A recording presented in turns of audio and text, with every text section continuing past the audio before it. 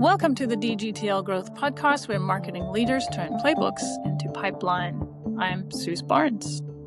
Today we're diving into how brands source advertising agencies with AAR Lisa Colantuono, president of AAR Partners, an agency search consultancy.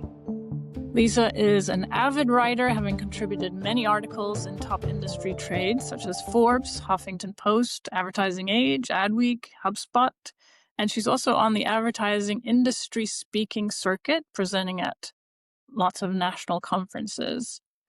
Other highlights for me are that Lisa is also an adjunct professor in advertising and a musician like me. Lisa, thanks so much for being on the show. Oh, it's my pleasure, Suze. Thank you for inviting me to be part of this. Yeah, so tell us a little bit more about AA Partners and what you do for brands and agencies and your vision for the company. Sure. So AAR Partners, or AARP, as some folks like to call us and confuse us with the other AARP. Yes. Although I'm now in that group, we're not that group. But AAR Partners has been around now for 45 years here in the United States, 50 years if we include London. So it's been a long, long haul. Hard to believe it's a half a century. So obviously we're doing something right here. Yeah. We're an agency search consultancy, and truth be told, it didn't start like that.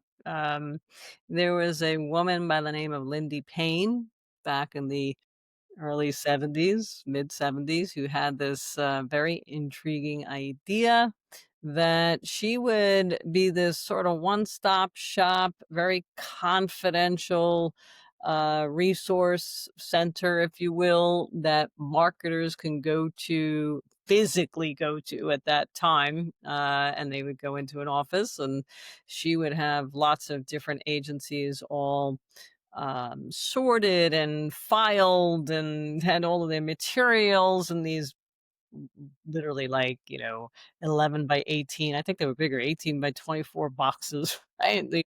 These cardboard boxes, literally. And had, A through C and D through E. And it was very interesting how she did it. But it was analog. No, there was nothing so digital at that time in the world. So she stored everything, filed everything, collected everything, and then became this resource center, like I said, that marketers can go to quietly, confidentially. Nobody had to know anything. And it was this, what we became known as a shortcut to a short list, right? So it was literally a shortcut to a short list that they would go with their criteria in mind. Obviously, they had discussions. And then she would highlight agencies saying, okay, let's look at this group and let's look at this group. And before you know it, 3, 4, 5 hours, a day goes by, and they're looking at all different reels and portfolios, and they got down to a short list. So it literally was a shortcut to a short list. It was highly confidential. Nobody had to know anything. And marketers walked out saying, okay, I have my half a dozen agencies that I want to talk to. That was it. That was the whole thing. She really didn't set out to be a search consultant, right? Mhm. It was a resource center. In fact, AAR once stood for Advertising Agency Register. Okay, that's what it originally stood for. Uh, Obviously, it collapsed into letters because it's not advertising agencies any longer, and it's not really a registry any longer. It has gone through many iterations over the years, and I put my thumbprint on it just in the past 7 years alone. But ironically, went back to some of the original service, meaning, you know what, 80% of marketers, give or take, are doing their own reviews now. right? And it's always been high. It's always been 50, 60%, 70%, then it was like 75% for a long time. We're somewhere around the 80/20 rule now, right? Um, why? I think lots of reasons, but the big ones that pop to the top are, well, it's faster, it's cheaper, it's smarter. None of that's really true, right? Because it's not really faster, it's not really cheaper, and I'm not putting anybody down, but it's not really smarter because marketers don't have the time to keep up with the agency landscape. We do.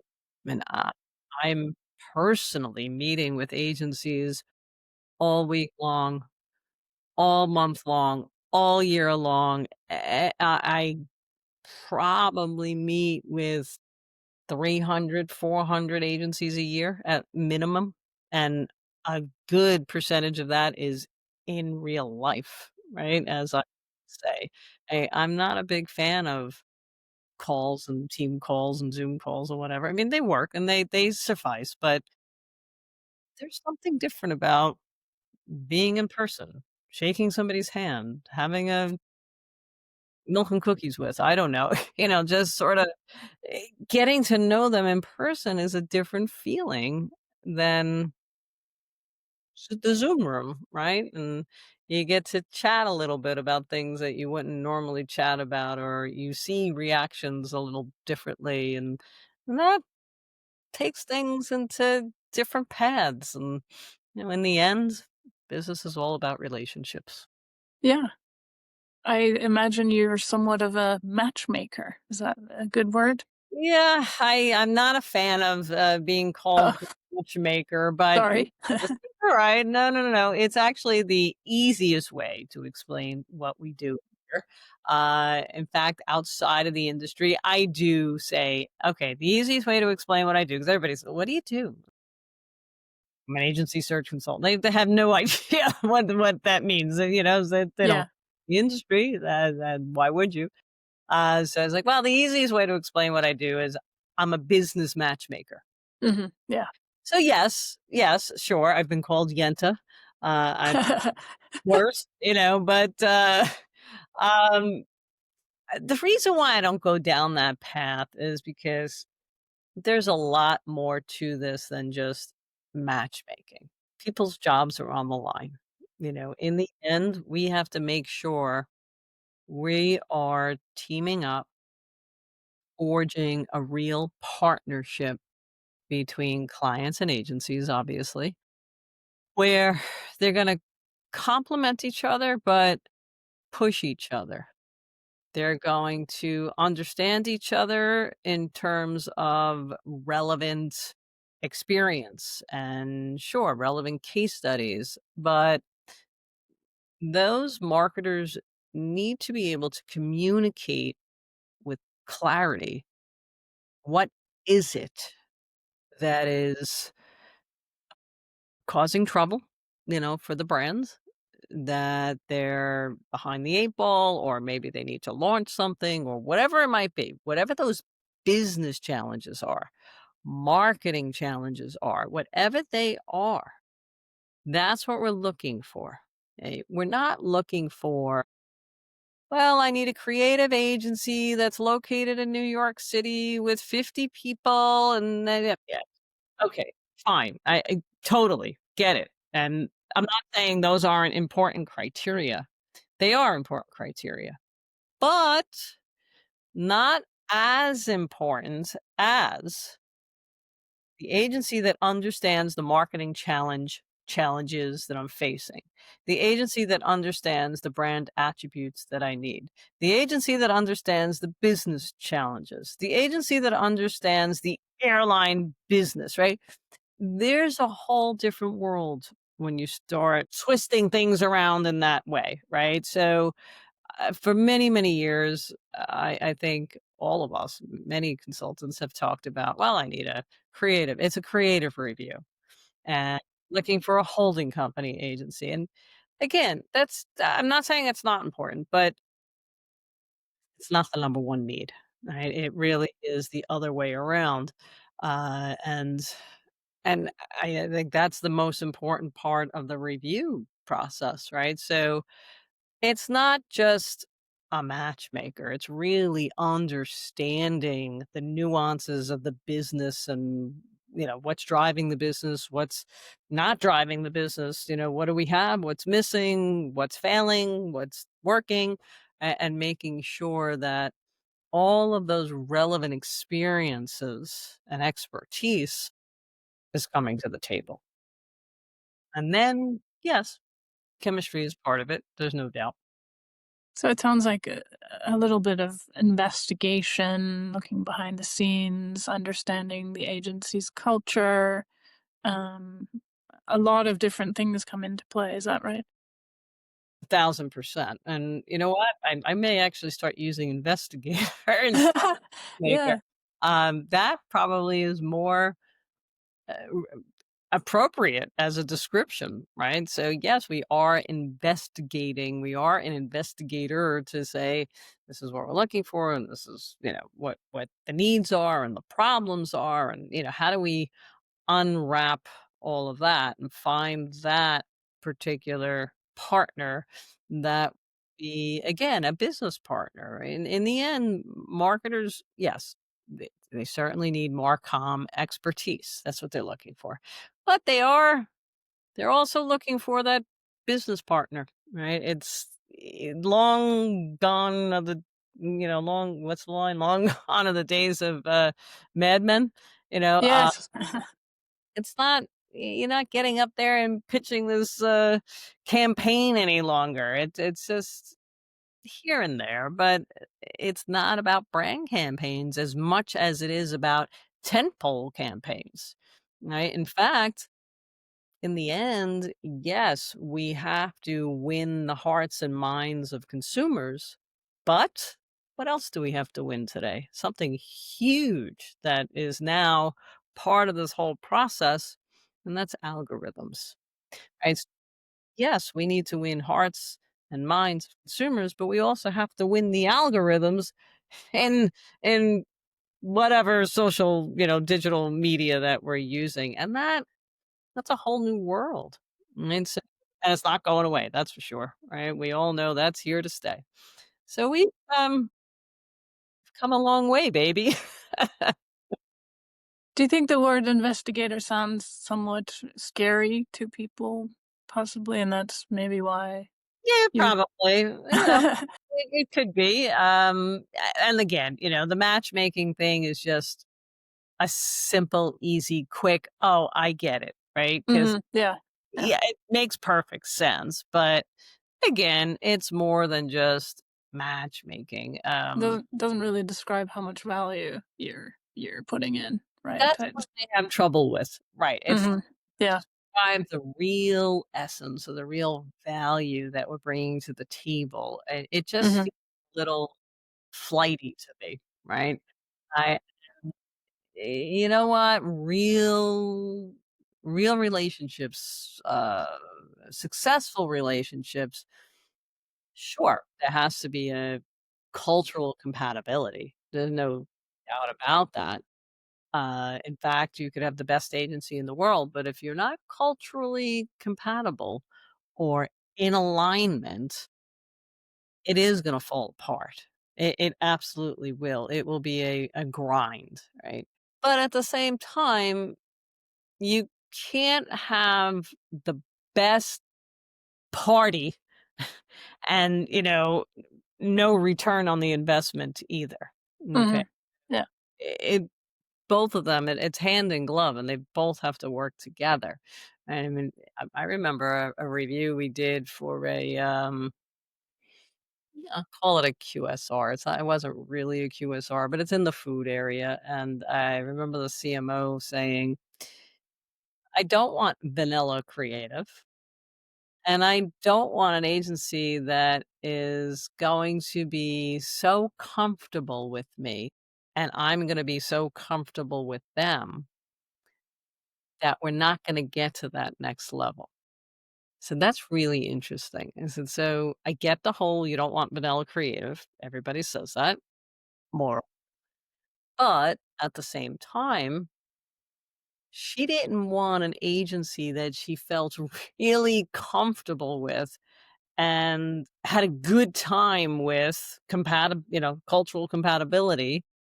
Want somebody that was like, difficult to work with, but she needed something and wanted something that brought the edge out for both parties, and each party was gonna push each other, and you're not gonna get that when everything's too easy. If you agree on everything, you're not gonna get to that next level, right? And um that was an interesting way about it, I don't think I ever heard it that way again, but it never left me, and that's something important to think about.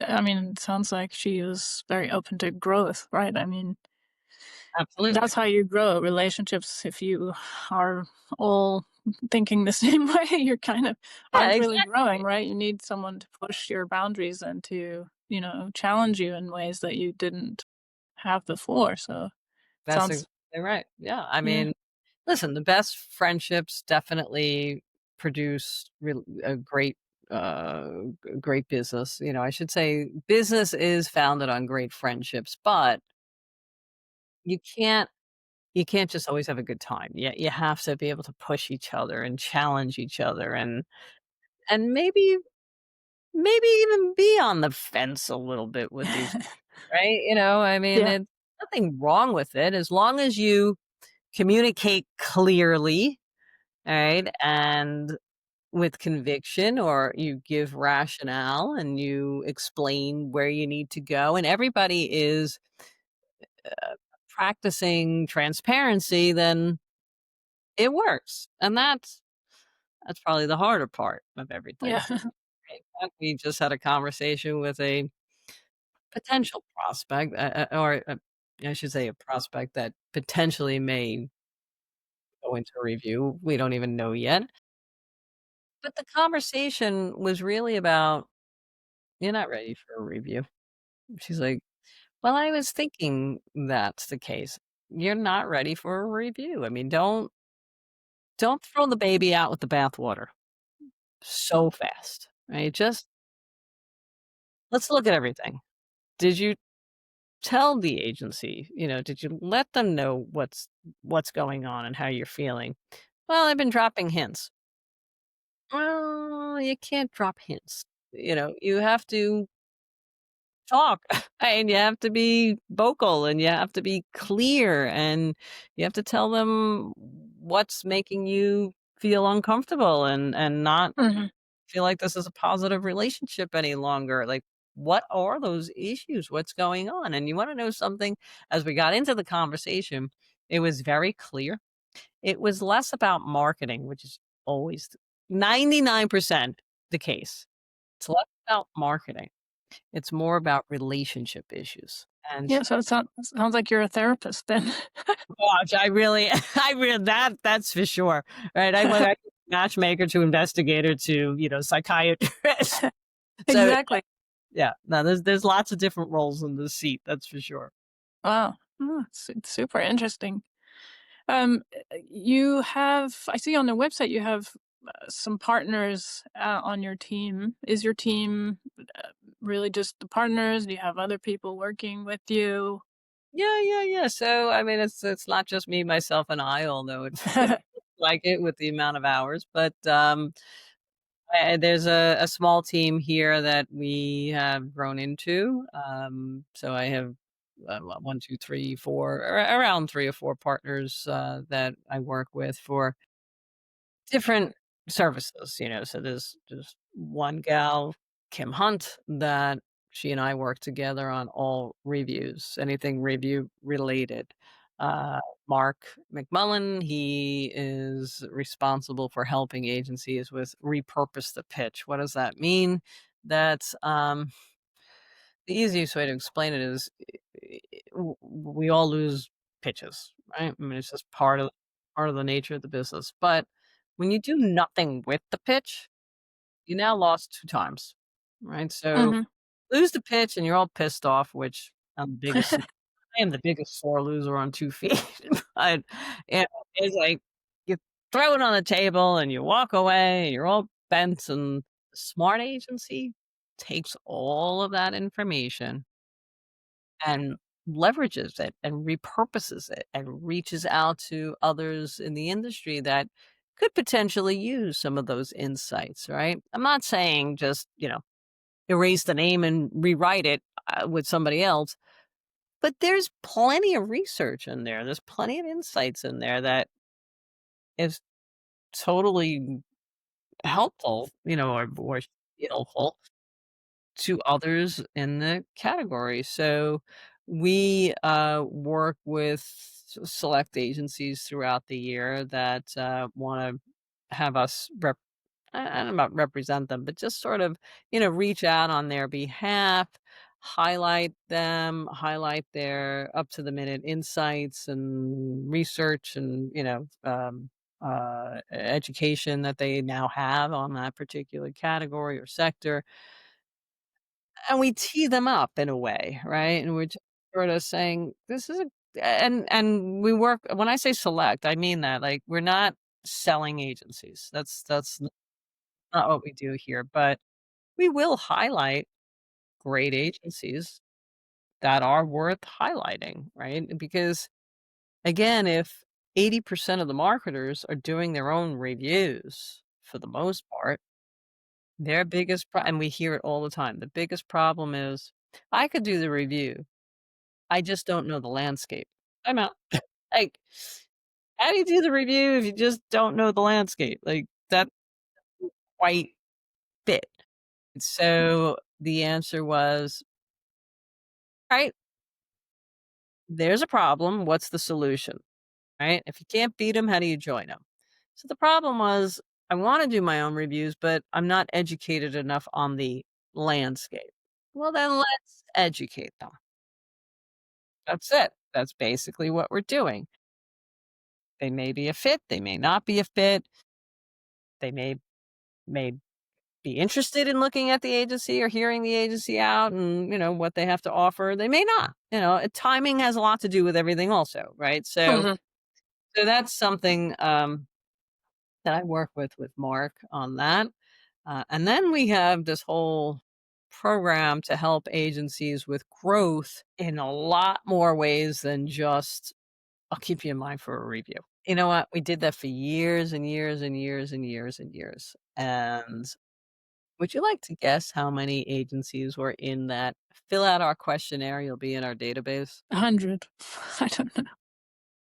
7,000 Oh, agencies, right? goodness, that's way off. Over, I mean, it took a decade or so, right? But more, a couple of decades, but that's an exorbitant amount of agencies, right? And no way, no how can anybody keep up Mhm. with that many agencies. And as I say to marketers, you don't need a search consultant anymore. You have Google. You have ChatGPT for that matter. Like, do I think they're great tools for this? No. Do they suffice depending upon what you're trying to do? Sure, I guess. It depends is the answer, which is a silly answer, but depends, right? So we are, I made a big conscious pivot 7 years ago. And we want to work with hundreds and hundreds of agencies, not thousands and thousands. And the reason being AAR, IRL. If you look at my LinkedIn, it is constantly showcasing AAR, IRL. Why? Because the best relationships are built on trust. And you build trusted relationships without being in person, meeting the people, spending time with them. I don't care if it's a drink, it's a lunch, it's like I said, milk and cookies, or just sitting at agency and going through materials, whatever it might be. But it again, the Zoom room, it works, but it works better when you meet in person, right? And that's a big, big, big plus for us. Like that, it's hard to believe. I've been told ad nauseum. AAR is the only one to go out into the field. It's like, really? That's okay, good, I'm glad. So, it's very important to me, very important. It's very important to build relationships, trusted relationships, partnerships with agencies, knowing who they are, knowing the people. What I like to say is we know the people behind the creds. You could go to any website, go find the information you need, it's there. But if you really wanna know the people behind the creds, that's what we do, and that's what we're focused on. And with all of that said, we've now pivoted one more time into offering 2 sides of the coin. 1, we do the white glove agency search service, and 2, we're supporting marketers that wanna do their own reviews. And we have a very special system that we've developed. I won't get into all the details here, but it is, it was founded on or built on the original founding idea 50 years ago, which was how do we help marketers obtain a short list, a shortcut to a short list, right? And it's now digitized, right? So, what Lindy did in London in 1975, we're now doing in 2025 without anybody going anywhere, right? So it's interesting how we've come completely full circle. It was needed. It, history repeats itself. It sure does. And also, I think, the landscape has been trying to be digital, especially, and especially since COVID. People are like, "Oh, we can just do everything online," but we're soon finding out that that doesn't really make the best relationships, and you can get better quality with the IRL, right? I think, um, lots of things today I'm seeing are going back to the way they were many, many years ago. Brand is coming back, it's not just performance, it's all about brand, and, um, yeah, it's refreshing to hear. Well, thank you. I like to think it is. But yeah, again, it's always going to be about the brands, right? Mhm. Yeah. It has to be, but it is about performance, and today more than ever, it has to be about performance because so much of what we do is digital, right? In Mhm. Yeah. fact, the group we were talking to this morning, and they're a very large group.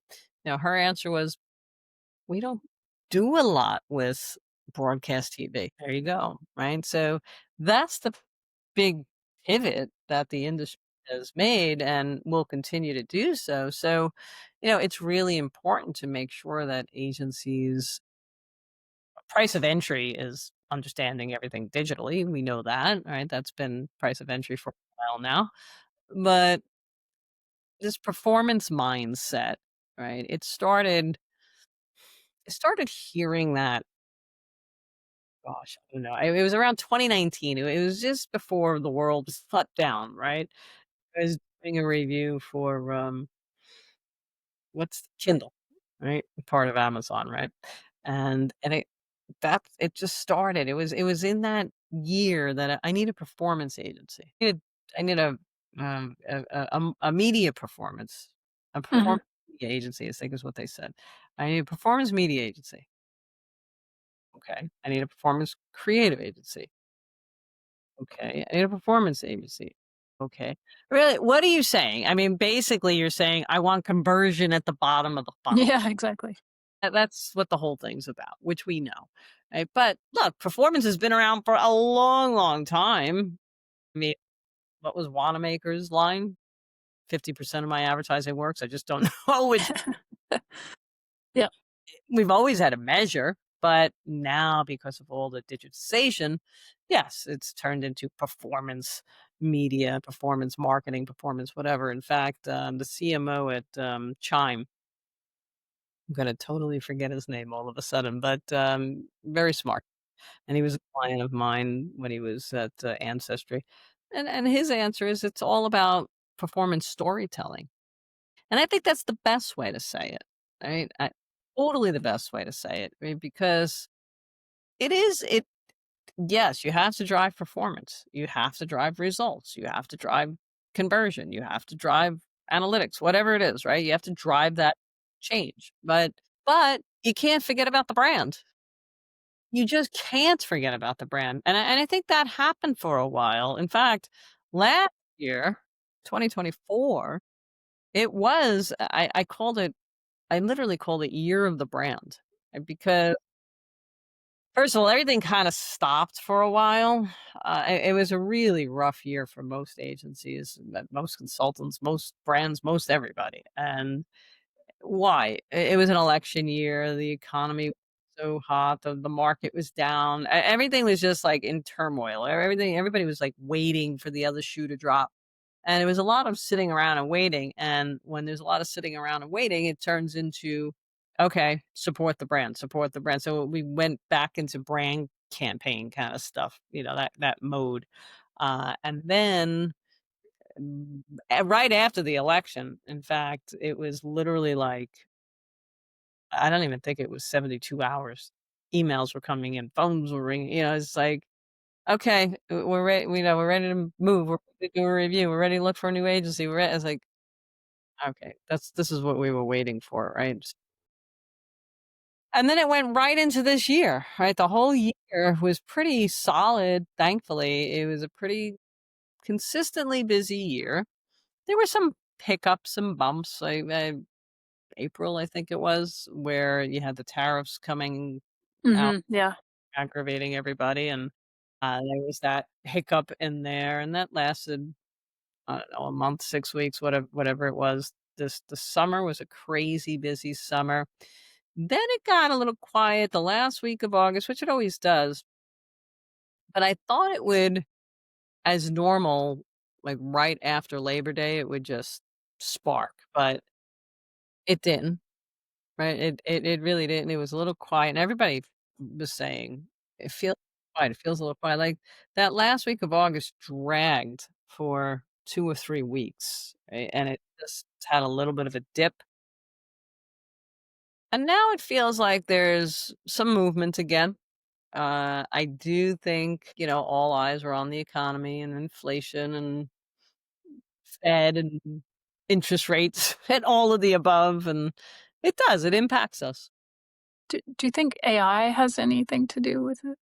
Oh, AI, we as agencies, and I'll put myself in the agency bucket for a minute, we've been talking about AI for much longer than clients, at Yeah. least from what I heard, right? From the perspective of a search consultant, AI very rarely came into conversation in the past year or 2, and we've been talking about AI for, what, 2 years already, give or take? Not so much on the client side.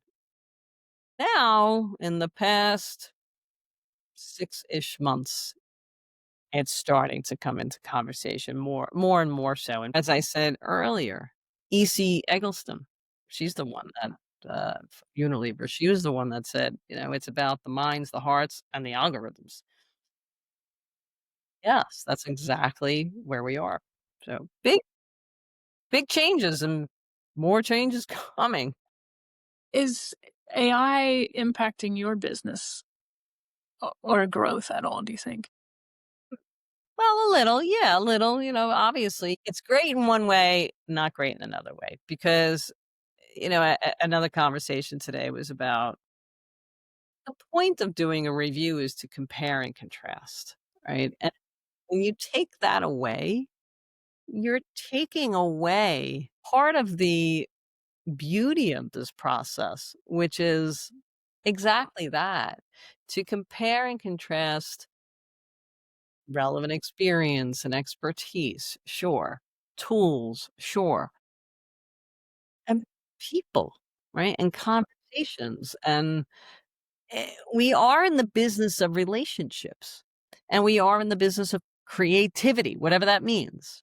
So it's hard to get that out of AI. Yeah. I mean, we're all using it, but is it going, and we all say the same thing, is it going to replace human intellect? Is it going to replace human creativity? Certainly hope not. but, I mean, maybe we'll get there someday, but not I now. think I was talking to another guest a couple weeks ago, and he described the short context and the long context. Right? AI has the short context, which is Yes, whatever's been done before, but a human has the long context, which is the what does my history. boss want today? Mm. What's going on in the industry?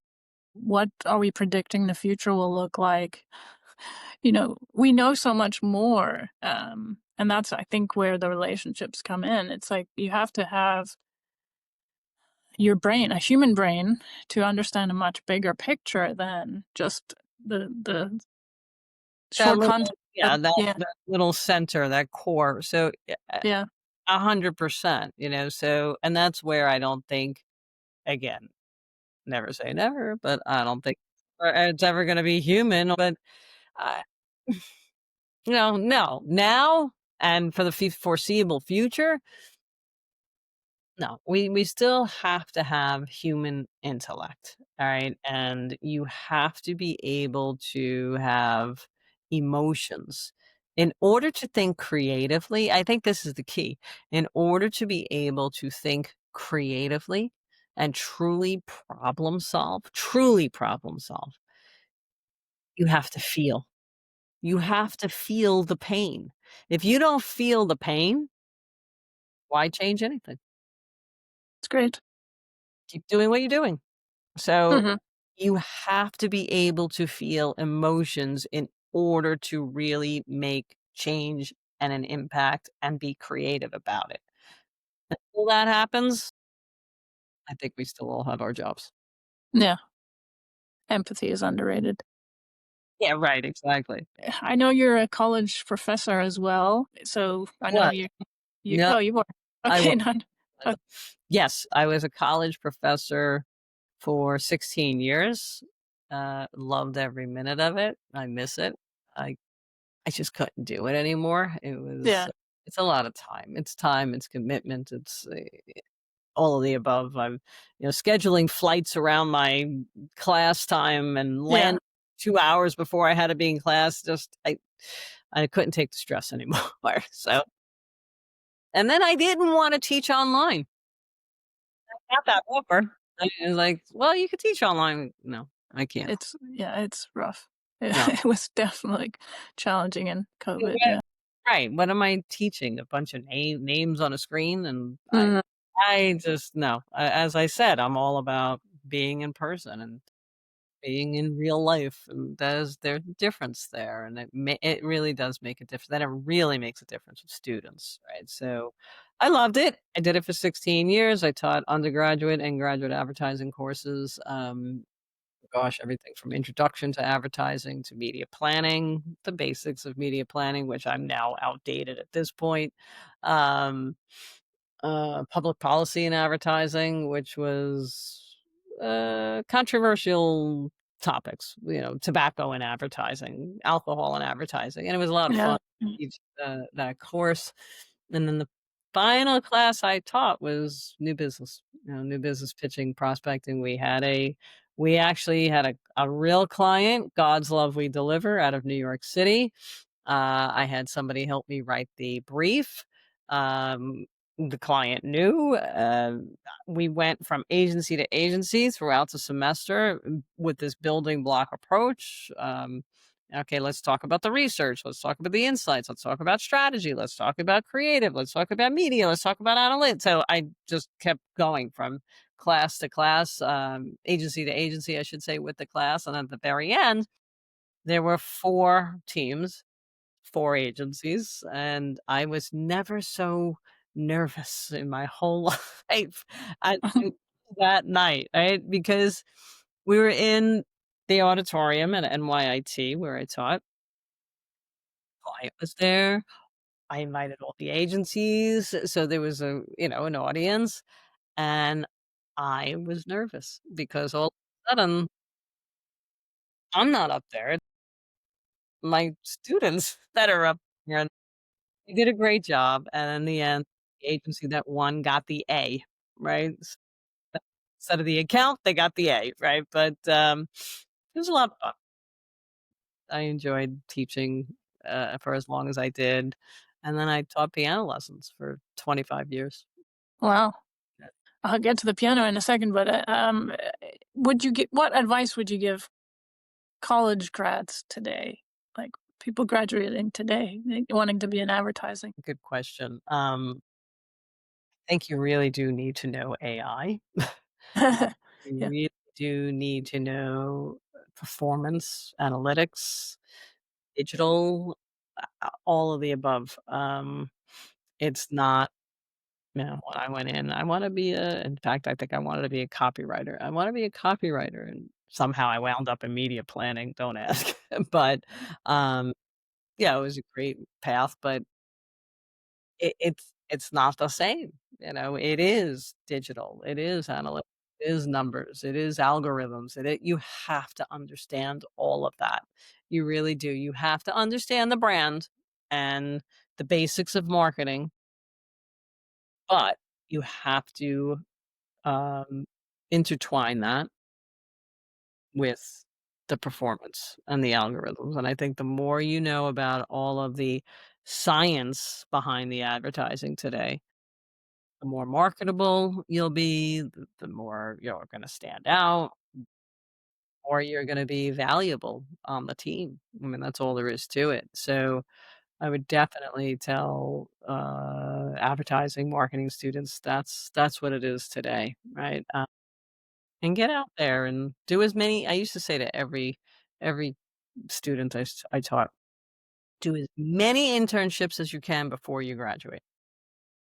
That is absolutely key for 2 reasons. 1, you're learning about in again, in real life, right? You're learning the realities of things versus reading it in a textbook and studying a textbook.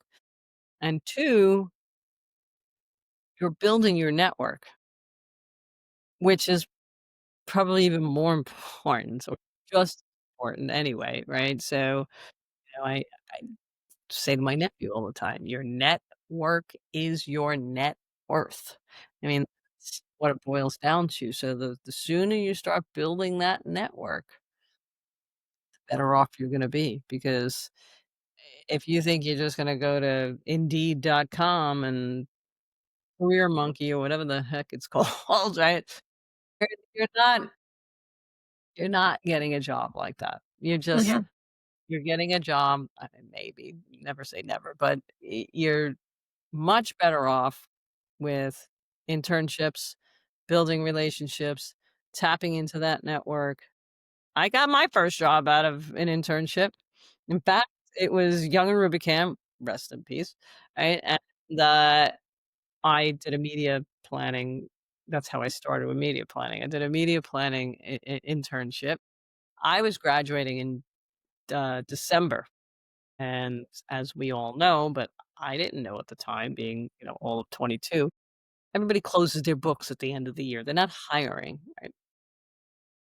I was so disappointed. I was like, "Oh, I'm never gonna get a job, and I wanna work here, and I wanna work here." So, I decided, and I don't think they would do this today, but I decided to ask, the group that I was in, "Could I continue coming in? I know the internship's over, but could I continue coming in 2 or 3 days a week?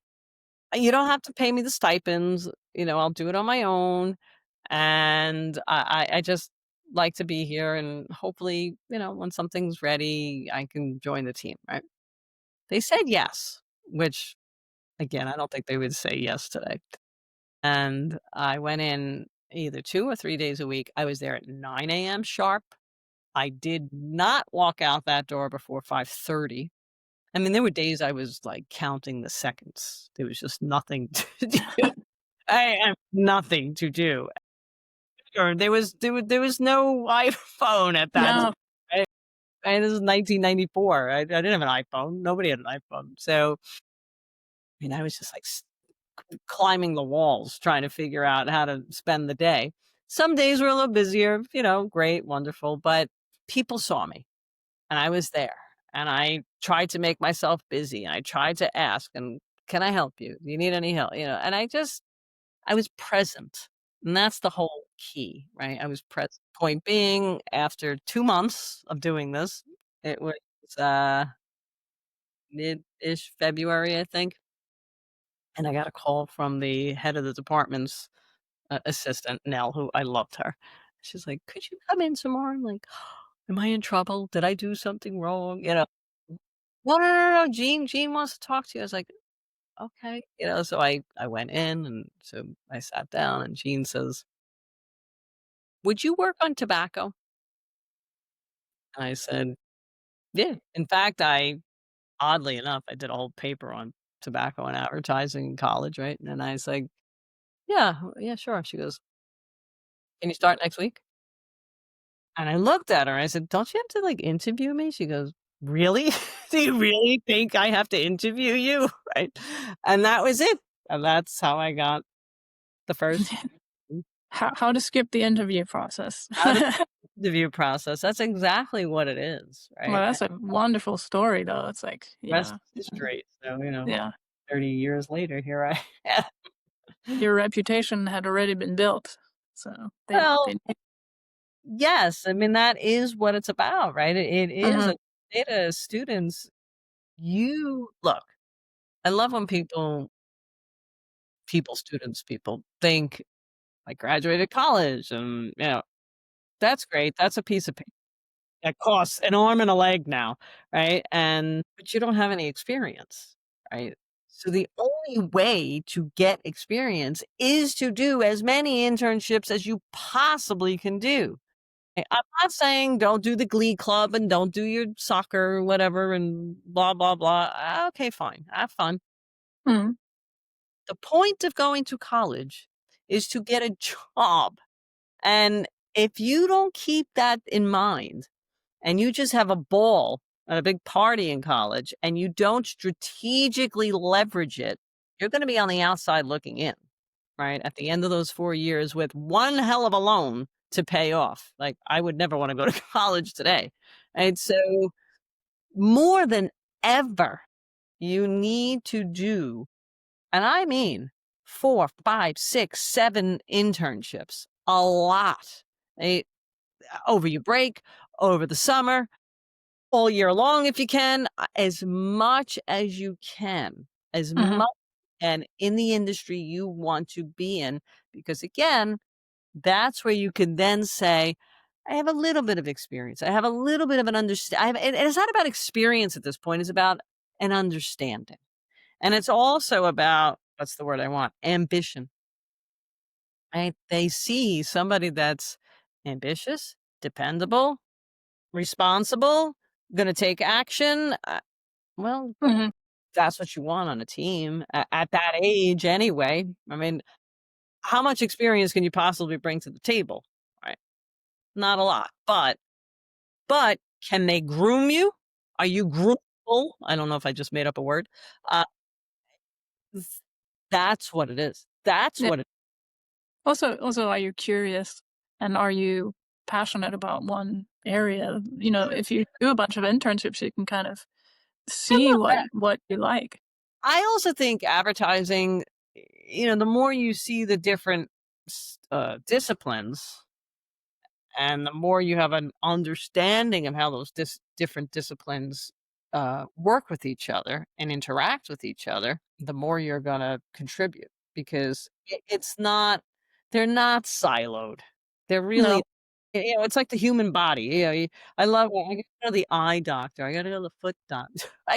You're one big body, I Mhm. mean, you're holistic. So when you come at it with that perspective that everything is integrated and really pushing and pulling each other, you're understanding the process, you're understanding the ultimate goal a lot better. Lisa, I could talk to you all day.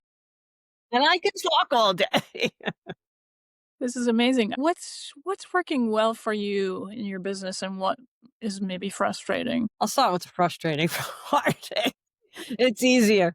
There is a lot more, say this, a lot more shingle hanging, right? Oh, And it's tough, because it's all these little individuals, like, just pulling at this and pulling at that and eating away at this and eating away at that, and it's just a lot more nibbling at right? And it's tough, for a very long time, there were, I don't know, 5, 6, 7, 8 true search consultancies. True, that really made a career out of being a search consultant. Again, I don't know, a half a dozen or so.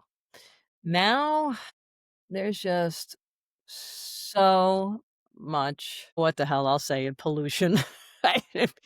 Where I don't think just because you do one review, and I sound like I'm griping, and I'm really, in a way, I guess I am, but in a way, I'm not. Like, I'm trying to get across that it's not about I did a review or two, so now I'm a search consultancy or a search consultant, right? No, no. Mhm. It takes years to build the relationships with the agencies, to know, truly know who to think about, who to include, who or how to go about narrowing down, narrowing down, narrowing down, right? So, there's a whole science in that in itself, frankly, and in art. I mean, it's not just science, it's an art science process, there's no doubt.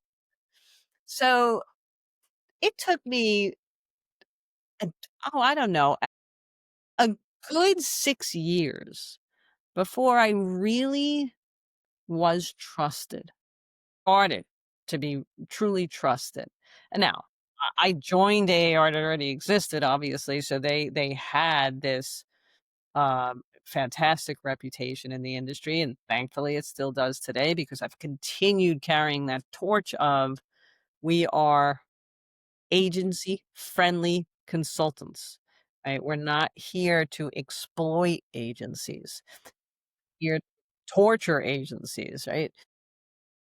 Yes, we're here to make sure the brand, the client gets what they need to make solid decisions, comprehensive decisions, critical decisions. But at the same time, the agency has to be allowed to make those same decisions, right? And it's not garbage in, well, if it's garbage in, it's garbage out, right? So we don't wanna go there. In fact, I had a client in the healthcare sector, I don't know, 5, 6 years ago. I'm one of those people that I like 99% of the people I meet. Hey, I can get along with pretty much the doorknob, but didn't quite care for this particular person because it was, "You have a 32-page RFI that you wrote, and why do we have to have all of this? And here, this is what I wrote," and it was garbage. It was 7 pages. It was 99.9% all questions of the agency. Nothing about the client, nothing about the brand, nothing about the business challenges, nothing about the marketing challenges, nothing about, it was just tell us about you, tell us about you, tell us about you. This is a two-way street, not a one-way street. And I think, I'll just say, people in general tend to forget that at times. And so I pushed back, and I remember saying, "Look, you're paying me to do a job. You're paying me to do the best I could possibly do for you. Am I mandated to use this?" I wanted to say, "Piece of garbage." And I held back. And I was like, "Am I mandated to use this or not? If I'm not mandated, then allow me to do the job that I know I can do for you." "Well, no, you're not mandated." "Okay, then let me do it." I did it my way. They're still with that agency today, 6 years later. I There mean, you go. there you go. And so, the shingle hanging has been very frustrating because I just don't think you did a review or 2, and all of a sudden, you're a search consultant. Well, there's so many nuances to this whole thing, and I'm not saying that you have to be a rocket scientist, but I mean, you kinda need to go through the ropes a bit, a bit more than a couple of reviews. It makes me think of, I like to say conversation, communication is a dialogue, and you have to be a good listener. And I think being a musician makes you a good listener. So, I try to be, yes.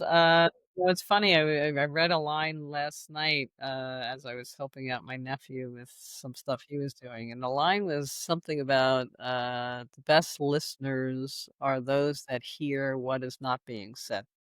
mhm, Again, that's it right there, uh, that's the key, right? yeah, So, a lot of people and it was part of the call today, this morning, where they're all frustrated with the agency, but they're not really saying anything either. You have to listen for what's not being said, which is mhm, tough to do, right? And the only way to do that is to communicate more frequently and more openly about everything.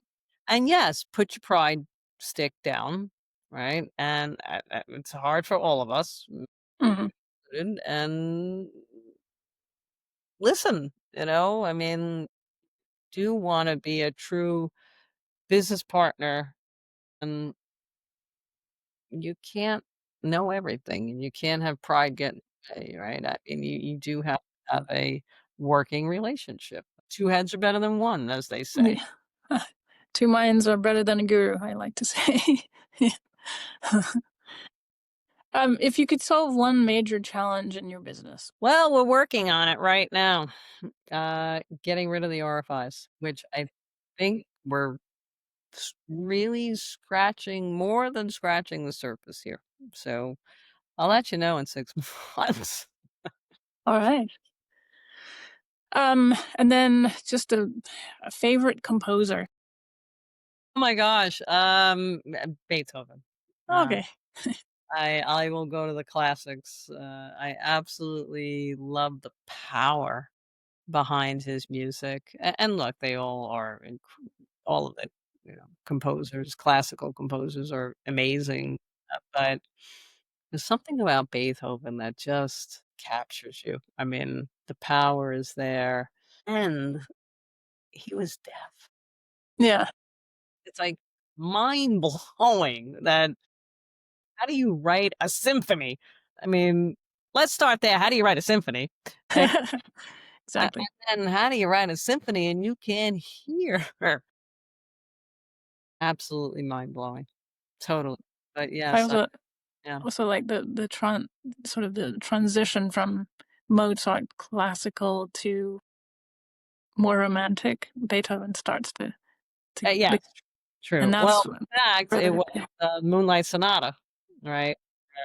I believe part of that he was just walking through the forest or whatever it was, right? And just he couldn't really listen, but he was feeling, right? It was all about feeling and the moonlight and the beam and and if you I played the first part of that composition for years.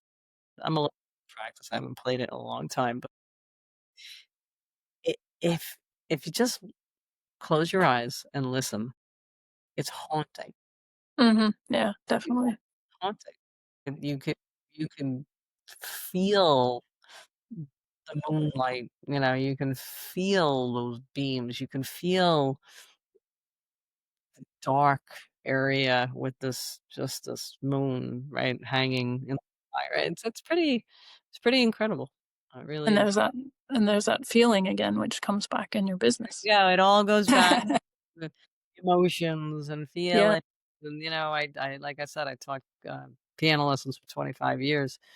I could teach anybody how to read music. Mhm. Yeah. Can't teach anybody how to play music, right?